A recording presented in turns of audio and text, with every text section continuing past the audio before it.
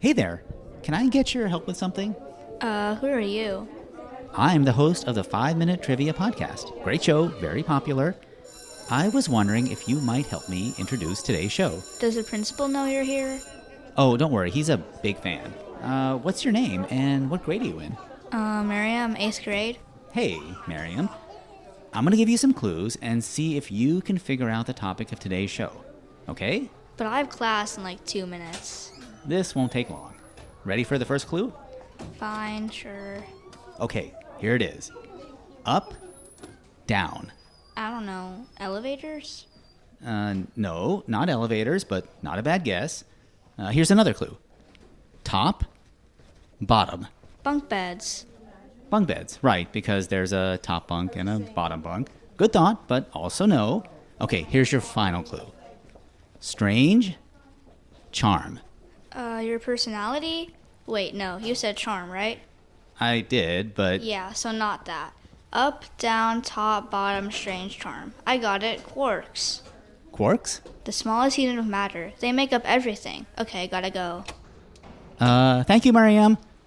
Quarks are indeed the smallest unit of matter, and they do make up everything, including today's show. We choose to go to the moon. The rum-tum-tugger is a curious cat. 100 billion other galaxies. Right now, you like me. Welcome to 5-Minute Trivia, where we're making the world smarter 5 minutes at a time. I'm your host, R.M. Zubairi. Around 450 BC, a Greek philosopher named Democritus had an idea. If you took something and cut it in half, and then in half again, and then in half again, and just kept on going, you would eventually end up with something too small to cut any further.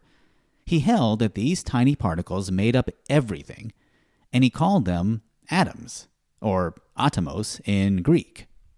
Atomos means uncuttable, and this became the foundation of atomic theory. Democritus was right about indivisible particles, but wrong about which ones they were. Atoms are comprised of smaller subatomic particles called protons, neutrons, and electrons. Protons have a positive charge. Electrons have a negative charge, and neutrons, as you might have guessed, have no charge. Protons and neutrons are found in the atom's nucleus, and they are also made up of even smaller particles. It's those particles that are uncuttable, and they're called quarks.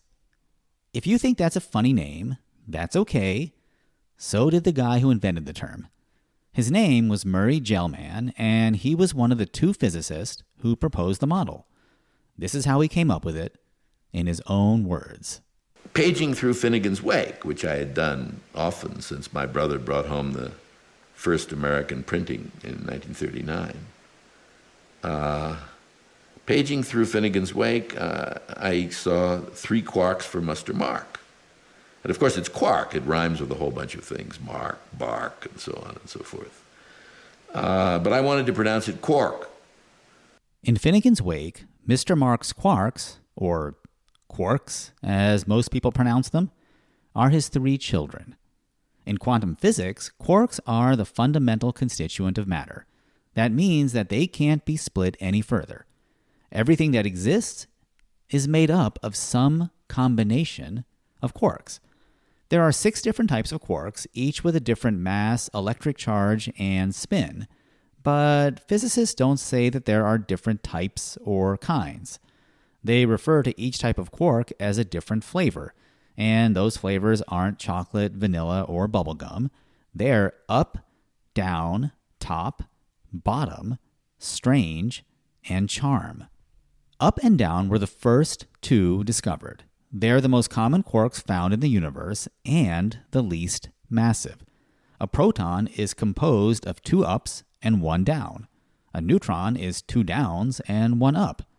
Electrons are actually not made of quarks. They're actually a separate fundamental particle called a lepton. So, what's up with the names? Well, weirdly enough, they do make some sense. Up and down were named for their different spin properties. Strange got its name because it doesn't behave exactly as predicted by physics models. The name charm more or less happened on a whim. Its discovery charmed the physicists who found it because discovering that fourth quark brought a nice symmetry to the quark model. Bottom was discovered before top, and some scientists wanted to call it beauty. Some still do. Top was the last one discovered, and it's the heaviest, so bottom gives top a nice counterpart. Quarks are never found just floating around alone. They're always bound to other quarks to create composite particles known as hadrons. Protons and neutrons are hadrons. Note for trivia night, quarks don't just bind to each other. They can also be bound to antiquarks. Antiquarks are like the evil twin of the quark world. Exactly the same, but also the opposite. And how do quarks stick together? Through a glue particle called a gluon.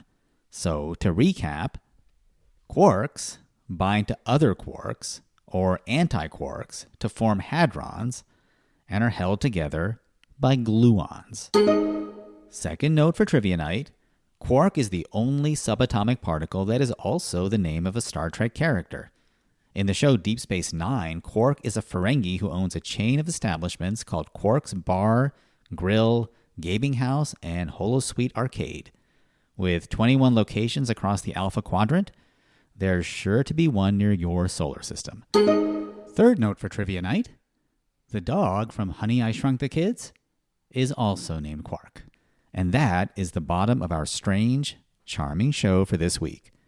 Be sure to join us at the top of next week's episode. Thanks for listening.